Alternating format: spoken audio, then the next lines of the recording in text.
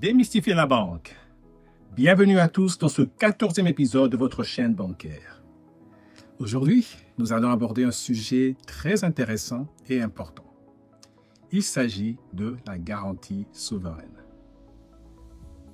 Dans beaucoup de pays, notamment dans les pays en développement, il est difficile pour certains projets de trouver des financements auprès des banques. Surtout des projets coûteux comme construire des infrastructures telles que des routes, des ponts, des barrages ou des hôpitaux. Les banques peuvent hésiter à prêter car elles craignent que les emprunteurs ne puissent pas rembourser. Mais si le gouvernement intervient en promettant de payer à leur place en cas de problème, les banques se sentent plus en sécurité et acceptent de prêter plus facilement à des taux d'intérêt plus bas.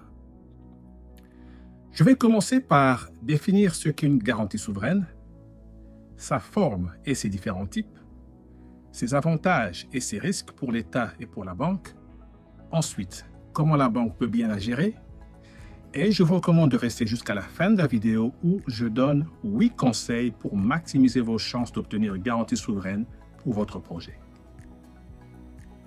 OK? Avant de plonger dans le vif du sujet, j'aimerais vous faire une petite demande. Si vous appréciez le contenu de cette chaîne et que vous souhaitez me soutenir, veuillez appuyer à l'instant sur le petit pouce j'aime ci-dessous. Cela ne prend qu'une seconde, mais fait une grande différence. Car en effet, chaque j'aime indique à l'algorithme de YouTube que vous trouvez l'épisode intéressant, ce qui aide à le mettre en avant pour d'autres spectateurs. Okay? Cela aide énormément à faire connaître la chaîne et si vous n'êtes pas encore abonné, c'est le moment idéal pour le faire. Cliquez sur s'abonner ou subscribe en anglais. Ainsi, vous ne manquerez aucun des prochains épisodes et vous rejoindrez une communauté passionnée par le monde de la banque. Okay? Merci beaucoup pour votre soutien. Maintenant, allons-y, découvrons ensemble la garantie souveraine. Premièrement, définition. Qu'est-ce qu'une garantie souveraine? C'est tout simplement quand un gouvernement promet de rembourser un prêt si l'emprunteur, par exemple pour un projet, ne peut pas le faire. C'est comme si l'État se portait garant ou caution pour quelqu'un ou une société qui demande un prêt, afin que la banque se sente plus rassurée et accepte de prêter de l'argent plus facilement. Okay? Maintenant, quels sont les différents types de garanties souveraines? Sous quelle forme se présentent-elles? Elle se présente sous la forme d'un document qui formalise l'engagement officiel de l'État en vue d'offrir une sécurité supplémentaire. Il y a plusieurs types, chacun ayant ses propres caractéristiques et implications. Chaque type est choisi en fonction des besoins du projet et de la situation économique du pays. En voici les principales. Premièrement, la garantie de prêt. C'est-à-dire que l'État promet de rembourser un prêt si l'emprunteur ne peut pas le faire. Quand l'utilise-t-on? Souvent pour financer des projets comme des routes ou des ponts, etc. Okay? Deuxième type, la garantie de performance. Qu'est-ce que c'est? C'est l'État qui garantit que certains objectifs d'un projet seront atteints. Par exemple, pour des projets où des résultats spécifiques sont attendus, comme ceux liés au développement durable. Okay? Troisièmement, nous avons la garantie de revenus, c'est-à-dire que l'État s'engage à compenser si le projet ne génère pas les revenus prévus. Quand est-ce qu'elle est utilisée? C'est plus pour des projets dont les revenus sont incertains, comme les services publics. Quatrième type, le contrat d'achat. L'État promet d'acheter les biens ou services d'un projet à un prix fixe. Cela est pour rassurer les investisseurs sur le fait qu'ils pourront vendre ce qu'ils produisent. Cinquième type, assurance contre les risques politiques. C'est lorsque l'État protège contre les problèmes liés à des événements politiques comme des conflits ou des expropriations. Le but est d'encourager les investisseurs étrangers en réduisant leurs inquiétudes. Voilà. Maintenant, nous allons voir quels sont les avantages de la garantie souveraine. En voici 4. Premièrement, elle facilite les grands projets. Grâce à cette garantie, des projets d'infrastructures importants qui sont bénéfiques pour le pays peuvent obtenir des financements plus rapidement. Deuxième avantage, meilleures conditions de prêt. Grâce à cet appui de l'État, la banque peut octroyer des prêts avec des taux d'intérêt plus bas et des conditions plus avantageuses. Elle encourage l'investissement privé. En offrant une garantie, l'État peut attirer des investisseurs privés pour financer des projets qui autrement seraient jugés trop risqués. Et 4, elle aide les régions moins développées. C'est vrai que la garantie souveraine peut aider à diriger des investissements vers des régions qui ont besoin de se développer, mais qui n'attirent pas naturellement les investisseurs. Okay. Maintenant, quels sont les risques liés à la garantie souveraine? Car malgré ses avantages, la garantie souveraine comporte aussi des risques importants. 1 pour les finances de l'État et 2 pour la banque. D'abord, passons en revue les risques pour l'État. Premièrement, il y a le poids financier pour le gouvernement. Si les projets échouent ou si les emprunteurs ne peuvent pas rembourser leurs prêts, c'est le gouvernement qui doit payer. Cela peut créer des dettes supplémentaires pour l'État. Trop de garanties souveraines peuvent faire monter la dette publique et nuire à la capacité d'un pays à emprunter de l'argent à l'avenir. Okay. Deuxième risque pour l'État, risque d'abus. Lorsque l'État garantit les prêts, les emprunteurs peuvent prendre plus de risques, sachant que de toute façon, c'est le gouvernement qui paiera si ça ne marche pas. Cela peut conduire à de mauvais investissements. Okay. Troisième risque, nous avons le manque de transparence. Dans certains pays, ces garanties peuvent être données sans assez de contrôle, ce qui peut mener à des décisions irresponsables ou des abus. Okay. Maintenant, passons en revue quels sont les risques du point de vue de la banque. Premièrement, nous avons le risque de surendettement de l'État. Si un État utilise trop de garanties, cela peut le mener à un surendettement. Conséquence, cela augmente le risque de défaut, ce qui peut affecter les banques qui ont investi dans ces projets. Deuxième risque, le risque de crédit.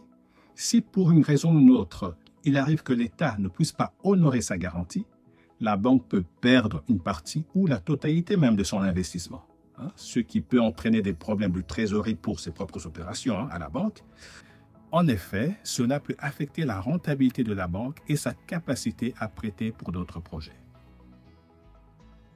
Troisième risque de réputation. Si une banque est associée à des projets soutenus par des garanties souveraines qui échouent, cela peut nuire à sa réputation. Une mauvaise réputation peut dissuader d'autres clients ou investisseurs.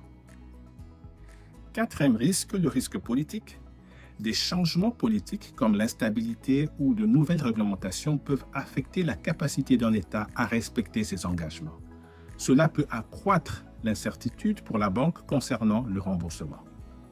Un cinquième risque, c'est le risque de mauvaise gestion de projet. Un projet soutenu par une garantie souveraine peut échouer à cause d'une mauvaise gestion ou d'une planification inadéquate. Cela peut entraîner des pertes pour la banque si l'État ne peut pas couvrir les déficits. Okay.